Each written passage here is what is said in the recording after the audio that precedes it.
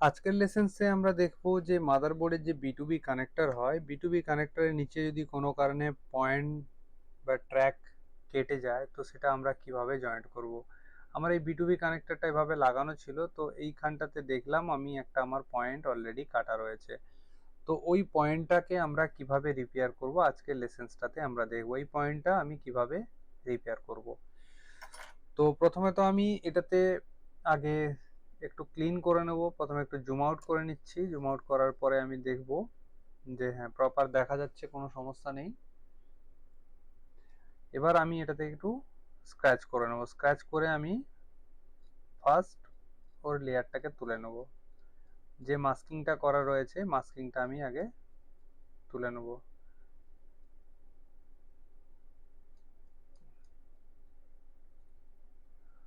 মাস্কিংটা তুলে নেওয়ার পরে পরিষ্কার করে নিলাম। এরপরে আমি এখান থেকে এখান পর্যন্ত একটা ঝাম্পারিং ওয়্যার দিয়ে প্রথমে আমি এখানটাতে পর্যন্ত আগে একটা ঝাম্পারিং করে নেব। তো সেক্ষেত্রে আমি একটা নতুন ট্রিক্স করব এখানে অ্যাপ্লাই। তো নর্মালি যে আমাদের ঝাম্পারিং ওয়্যার হয়, ওই ঝাম্পারিং ওয়্যার না ইউজ করে আমি কিন্তু এখানে ডিসোল্ডার ওয়্যার ইউজ করব। এই যে ডিসোল্ডার ওয়্যারটা দেখতে পাচ্ছ, এই ডিসোল্ডার ওয়্যারটা দিয়ে আমি কিন্তু ঝাম্পারিং করার চেষ্টা করব। তো সেক্ষেত্রে আমি ডিসোল্ডার ওয়্যারটাকে আগে একটু ডিস্টেন্সে কেটে নিচ্ছি, ঠিক আছে। আমি কিন্তু পুরো জাম্পারিং ওয়্যারটা ইউজ করব না, আমি এর মাঝখান থেকে একটা ওয়্যার নেব। আমি এখান থেকে একটাই জাস্ট ওয়্যার বের করব, ওটা দিয়ে আমি জাম্পারিং করব। এটা ইউজ করার মেন কারণ কি রয়েছে বলতো? এটার ইউজ করার মেন কারণ রয়েছে যে জাম্পারিং ওয়্যারে আমরা জানি যে খুব কুইকলি কিন্তু শোল্ডারকে অ্যাবজর্ব করে। তো সেই ক্ষেত্রে কিন্তু ভেবেই কিন্তু আমরা এটা ইউজ করতে পারি। তো দেখতে পাচ্ছ আমি এখানের মধ্যে একটাই নিচ্ছি আর বাকি কোনোগুলাই নিচ্ছি না। এটা দিয়েই কিন্তু আমি প্রথমে জাম্পারিং করার চেষ্টা করব। তো ফার্স্ট অফ অল এটা রাউন্ড শেপে থাকে, আমি চাইবো এটাকে একটু পাতলা করে নিতে। তো পিসিবি স্ট্যান্ডে আমার রেখে আমি জাস্ট টুইজার দিয়ে এটাকে একটু প্রেস করি। প্রেস করলে কি শেপে পরিণত হয় দেখা যাবে। মোটামুটি হালকা পরিমাণে একটু পাতলা হয়েছে। আমি চাইবো এটাকে আর একটু পাতলা করতে। নিচের এরিয়াটা সারফেস হলে এটা আর একটু ভালো পাতলা হতো।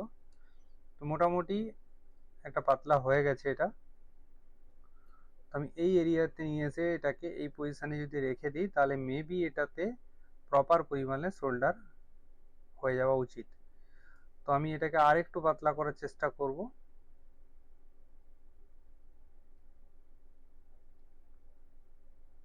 বাস এই পরিমাণটা হলেই আমার মনে হচ্ছে হয়ে যাবে। হ্যাঁ, তো এরপরে এখানটাতে আমরা কি ইউজ করব? এখানে আমি পিপিডি ইউজ করব। এখানে আমি রাং ইউজ করব না। এখানে আমি 183 পিপিডি ইউজ করব এই পয়েন্টটাকে তৈরি করার জন্য, প্লাস ইউভি গ্লু ইউজ করব। তো দেখানোর সুবিধার ক্ষেত্রে আমি এটাকে আর একটু জুম করে নিচ্ছি। জুম করে এটাকে একটু ক্লিয়ার করে দিই। It is perfect. তো এখানে আমি প্রথমে ফ্লাক্স পেস্ট একটু দিয়ে দেবো। ফ্লাক্স পেস্ট দেওয়ার পরে আমি এখানে পিপিটি দেব। পিপিটি দেওয়ার পরে আমি এখানে আয়রনের টেম্পারেচারটা একটু কম রাখবো। 300 ডিগ্রি তাপমাত্রাতে আয়রনের টেম্পারেচার রেখেছি। এবার আমি এখানটাতে জাস্ট সোল্ডার করলাম।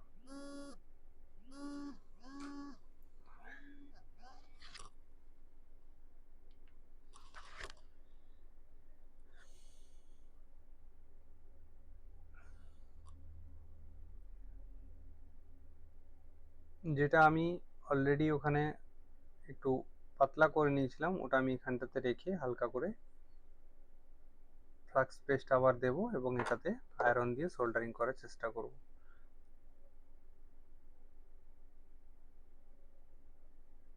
দেখতে পাচ্ছ খুব ইজিলি কুইকলি এটা সোল্ডার কিন্তু হয়ে গেল। এটা যদি আমি নর্মালি জাম্পারিং ওয়্যার ইউজ করতাম, তাহলে কিন্তু এটা সোল্ডারিং করতে খুব একটু সমস্যা মনে হতো।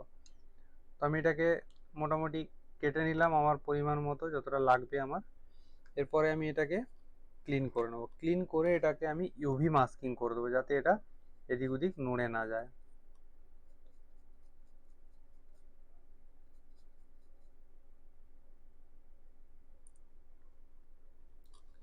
এরপরে আমি এটাতে ইউভি মাস্কিং করে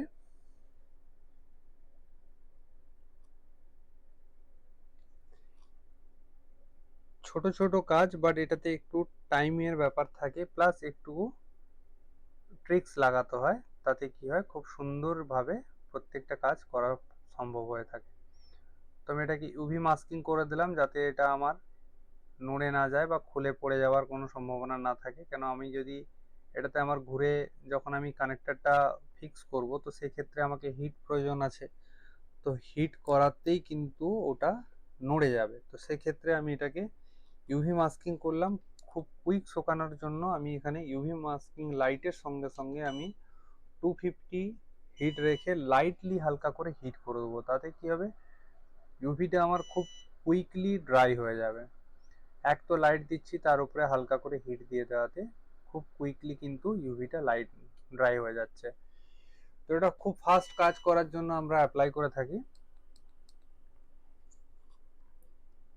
এবার এটাতে যতটা পরিমাণে আমাদের সোল্ডারের প্রয়োজন আছে, ততটা পরিমাণ আমরা কিন্তু আবার একটু চেঁচে নেব।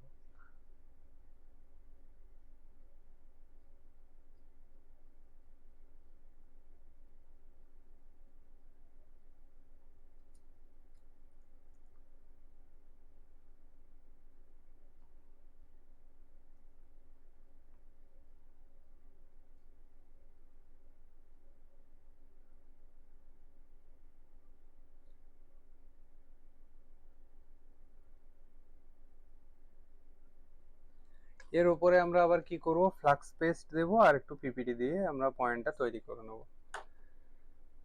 ফ্লাক্স পেস্ট আর লাইটলি আমরা টুইজারে পিপিটি নেব। হিট আমার 300 থাকবে।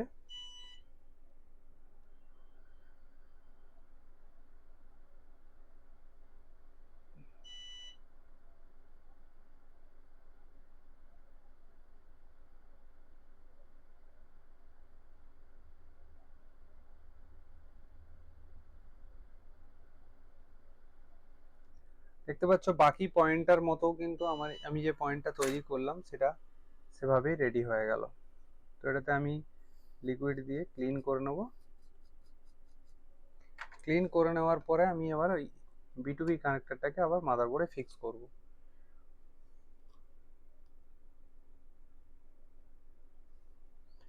তো এতে আমি ফ্লাক্স পেস্ট দেবো আবার, যেমন অ্যাজ ইট ইজ প্রত্যেকটা কাজ আমরা করি। ফ্লাক্স পেস্ট দেবো। ফ্লাক্স পেস্ট দেওয়ার পরে আমরা কানেক্টরটাকে অ্যালাইনমেন্ট করে নেব, যেই পজিশনে আমাদের এটা লাগানো উচিত সেই পজিশনে এটাকে অ্যালাইনমেন্ট করে নিলাম।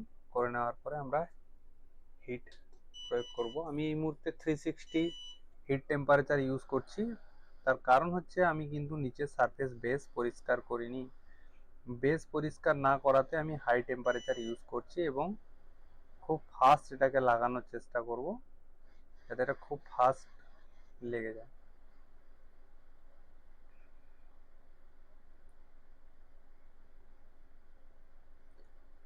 হাই হিটে কাজ করাটা সমস্যা কিছু নয়, বাট হাই হিটে যখন কাজ করব তখন ব্লোয়ার কিন্তু ফাস্ট করাতে হবে। হ্যান্ড স্কিল যদি আমি ফাস্ট না করাই তাহলে কিন্তু কানেক্টর মেল্ট হয়ে যাবে।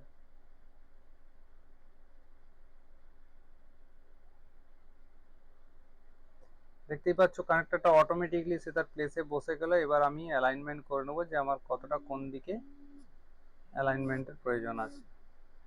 দেখলাম যে একদম প্রপারলি লেগে গেছে, কোনো সমস্যা নেই, বাট একটু এটা এদিকে গেলে মেবি প্রপারভাবে বসবে। তো আমি এটা হালকা করে সরিয়ে নিলাম, হিট আমি বন্ধ করে নিলাম।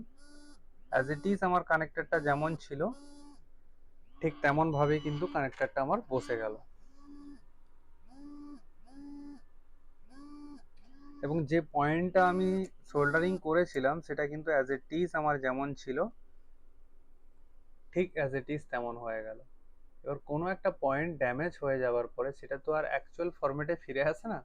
তো মোটামুটি আমার এভাবে যদি আমরা কাজ করি তাহলে কি হবে, নিখুঁতভাবে কাজ হবে এবং প্রপার ওয়েতে আমরা কাজ করতে পারবো।